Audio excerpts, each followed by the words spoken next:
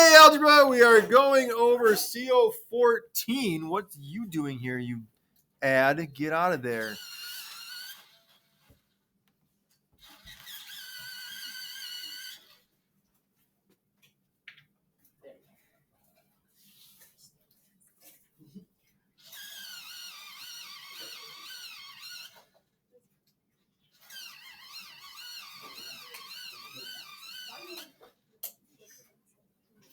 We are going over CO14. We talked about this rule yesterday. You wrote all of these down here using expanded form for your homework. So let's take a minute to talk about these. Then we'll define the rule, we'll practice the rule, and we will go from there. Okay? So, for starters, 3n cubed. What we talked about parentheses do is parentheses, they expand the base, right? For this base of 3 here, okay, it's not just n, it's not just 3, it's the whole thing together. That's what parentheses do. So you should have, for expanded form, 3n times 3n times 3n. Then we talked about, well, how many 3's do we have all being multiplied together? What? 3 cubed. Oh, 3 of them, right? So we have 3 cubed, and then we have 3 n's all being multiplied together as well. I think the only 2 that you needed to do solo were the last 2, right? Yeah. Yep. So what you're going to do, expanded form here, you've got examples of fractions from up above. And so we've got 5x to the 4th over n cubed times 5x to the 4th over n cubed. Shh, Ryan? I know it's you not even turned around. Times 5x to the 4th over n cubed. Okay? What's being cubed is that entire thing. The whole thing inside the parentheses. Was it not you? Who was it? I was just Yeah, you were talking to him. I'm saying. I wasn't turned around. No, I said I know it's you without me even turning around. Okay, yeah. Okay. So, like we've seen, that base is everything inside the parentheses. Zoe, quiet. And so now we're looking at how many of each item do we have here. Okay. We have that coefficient 5. How many 5s do we have all being multiplied together? 5 cubed. 3 of them, we write that as being 5 cubed. Okay? How many x's do we have total, Dominic? 12, right? And we see that because we have x to the 4th here. There's 4. Times, or not times, but another 4. And then another 4, right? Total we have 12. And then how many n's do we have in total, all being multiplied together, Ryan? 9. 3, 3, and 3. Okay?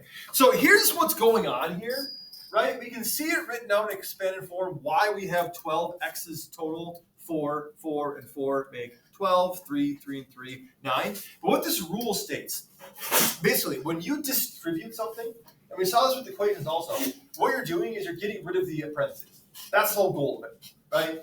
To get rid of the parentheses on an expression.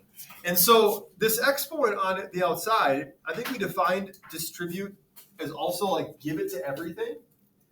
That 3 goes to the 5. And we get 5 cubed as a result because the 5 doesn't have a power, so it gets the power of the 3, right? How do we get 12? If we distribute that 3 into the x to the 4th, where does 12 come from? 4 times 3. 4 times 3, which makes sense because in expanded form we can see that we have 3 groups of x to the 4th. The shortcut is to multiply those powers because having 3 groups of 4 is the same thing as 3 times 4. So we have a rule already where the exponents are added. We have one where they're subtracted. Now we have one where they're multiplied. Okay? And that same thing holds constant with our n cubed here. We have 3 groups of n cubed. 3 groups of 3 is 9. 3 times 3, 9. And if you look back to all the other ones that you've done, that pattern stays the same. The rule stays the same. In this one, distribute the 4 into the 2. You should have 2 to the 4th written down as your simplified expression because there are 4 2's all being multiplied together. You should have x to the 8th because 4 groups of x squared is x to the 8th. And then you should have y to the 12th because 4 groups of y cubed is y to the 12th. Okay. The last one, do that one together already? I feel like we did. Because we talked about how to simplify it? Yeah. So after you simplify it, after you move these n to the negative third down, oh, we started, didn't we? Yeah, we didn't finish. Okay. So after we move the n to the negative third down, and this is where we left off with your work, you've got 3 over 2n to the fifth, and all that is being squared. Look at your answer and see if what I just showed you, distributing that exponent into each coefficient in each base, holds here. So that if I distribute this 2 into this 3, your numerator should be 3 squared. Right? That coefficient takes the power. In expanded form, you should see you've got a 3 times a 3, that's 3 squared. In your denominator, you should have that 2, that coefficient of 2 gets the power, becomes 2 squared. And then what's your exponent on your ends? 10. Why? Because you've got 2 groups of 5 ends. And 2 groups of 5 is 10. 2 times 5 is 10. Okay? So maybe you picked up on that as you're going through this, maybe not. But again, remember, our goal is to not have to use expanded form. Okay? And with this rule, when you see parentheses, you know you're going to be distributing. This is this distribution. What happened here, okay? That's going to be your workaround for expanded form. So, what's the official rule? What should you write down on your help sheet? Notice for this one, I've got the word coefficient base and variable base. Because with parentheses, the whole idea is that the base kind of gets bigger. It includes the coefficients, it includes everything inside of the parentheses. So the coefficient base, which remember, the coefficient is that number, okay? The number takes on the power, or gets the power. We saw that with our, 3n cubed, right? That became 3 cubed. That number, that coefficient base, got the power, took on the power. Okay? Our exponents are multiplied. And we saw that down below as well. We saw it here when we distributed 4 times 2, we got 8. When we distributed 4 times 3, we got 12, right? So something already has an exponent with it, they get multiplied. And the variable base, this n, this x, this y, this n, it stays the same. Nothing happens to the variable base. But the coefficient gets the power. Any exponents that are already present get multiplied. And that, like we've seen in virtually every other rule except for the 0 power, that variable base stays the same. Okay? If you're interested in a Christmas sale at Hobby Lobby, looks like they're having one. There you go. Questions on CO14? This is it. This is the 5th of 5 rules. You're now equipped to tackle any exponent expression that you come across. But let's kind of practice CO14 a little bit more. Okay. Like we've seen in the past, the goal is to not have to write the expression in expanded form. Instead, we want to use the rule to speed up the process. Okay. I will do one from each row with you, and then you'll have time to work together. Ultimately, the rest of CO14 will be due on Monday. But which one from the top row would you like to see done with you, Landon? The middle one. Okay. So using this rule, okay, you don't have to write this in expanded form. We're going to be distributing this exponent on the outside into everything on the inside. We start with the coefficient. That coefficient takes on the power. It's going to become 10 cubed. And if you just visualize what this would look like in expanded form, that should make sense. Because if you have 10 a to the 5th c squared times 10 a to the 5th c squared times 10 a to the 5th c squared, you've got 3 tens there. That's where the 10 cubed comes from. Okay? Then we're going to go to our next base, which is a. That already has a power, so what do? If something already has an exponent with it, what do? What does the rule say? Landon, multiply. Right? We already have a to the 5th. We're now getting 3 groups of 5, or 3 times 5. It's going to be a to the 15th. And then we've got c squared. What do we get? Someone other than Landon. A. C to the 6th. Good.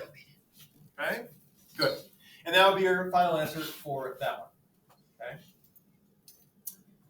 The biggest mistake that folks make is they'll multiply the coefficient by 3 as well and get 30. But there's no 30s here, right? If you write it out in expanded form, you have a 10 times a 10 times a 10. That's 10 cubed, not 30. The exponents get multiplied, that coefficient just takes on the power. One from the second row you'd like to do together. Second row. Nolan. The first one. First one. Okay? So -2, x, y to the 5th, z cubed, all of that is being cubed. Everything inside of the parentheses.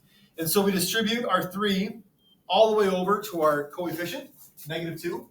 And whenever you have a negative number, you should keep that in parentheses. That negative sign is part of the base. Okay? And so it needs to stay part of the base.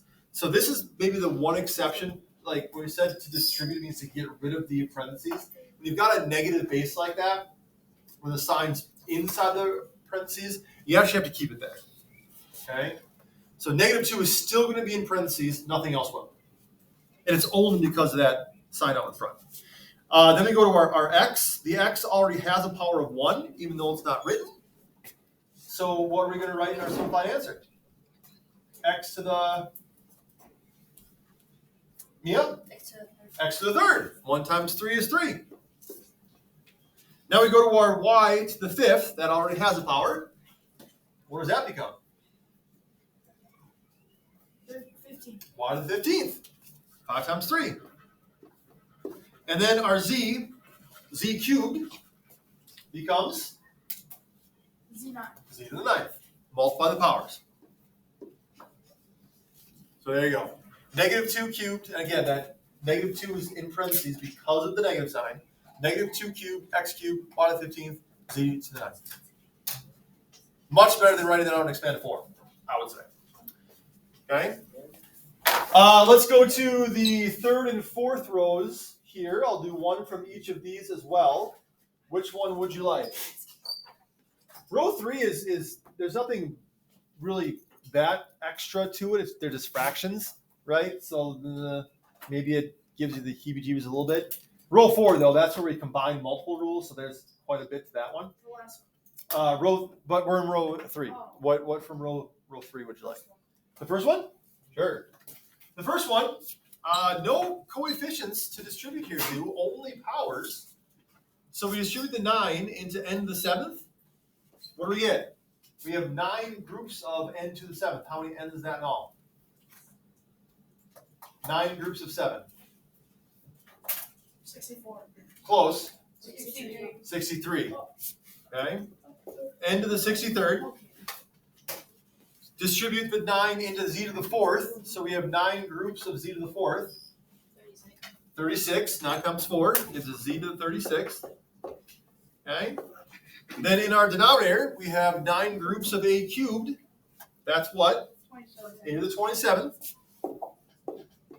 And 9 groups of c to the 8th. 72. C to the 72nd. Right? This doesn't have to be complicated.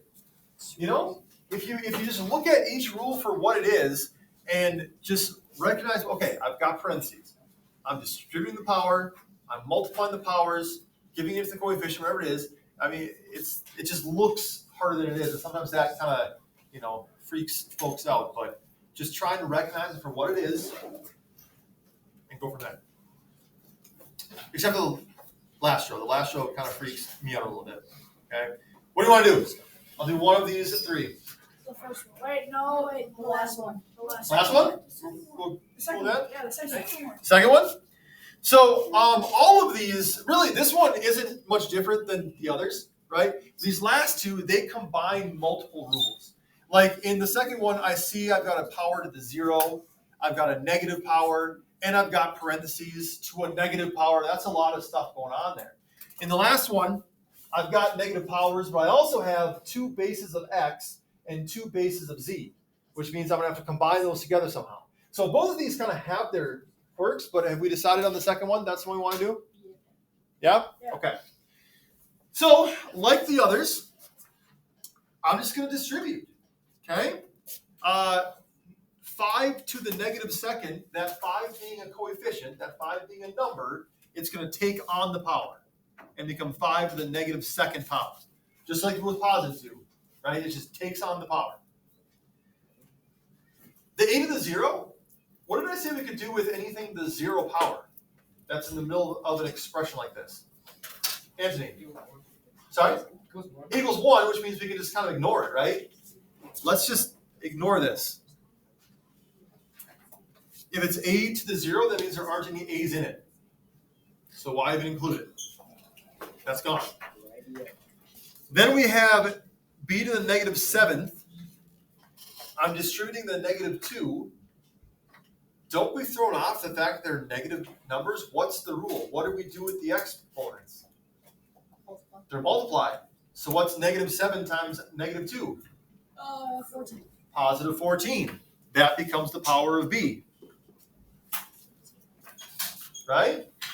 And then you've got negative 2 times c to the 10th. Again, just follow the rule. Exponents multiplied. What's 10 times negative 2? Negative 20. Negative 20. Okay? Everyone follow me there? We're not done yet, though. Oh. Because we do have negative powers. So how do we simplify an expression with negative powers? Divide. Think of the rule. What does a negative power mean? It's on the wrong side of it. Oh, you gotta move The a is gone because it had a 0 power. We just crossed it out.